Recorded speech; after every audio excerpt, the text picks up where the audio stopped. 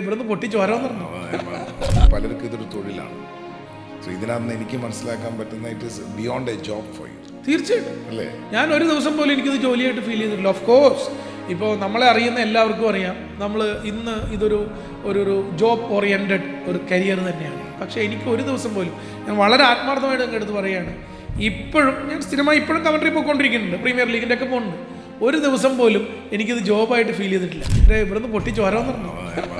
2018 world കപ്പിൻ്റെ ഇടയ്ക്ക് ഒച്ചയെടുത്ത് അവസാനം ഈ ഇവിടെ ഇഞ്ചേർഡായിട്ട് ഇവിടുന്ന് ചോര ഓടിക്കുന്നുണ്ട്. അവസാനം അവിടെ നിന്ന് ആശുപത്രി പോയി ചികിത്സിച്ച് വീണ്ടും കമൻട്രിയാണ്, മനസ്സിലായില്ല. അപ്പോൾ അതൊക്കെ വല്ലാത്തൊരു അനുഭവമാണ്. അപ്പോൾ അത് നമ്മുടെ ഉള്ളിലെ ആരാധകനാണ്, നമ്മുടെ ഉള്ളിലെ കമൻറ്റേറ്റർ അല്ല.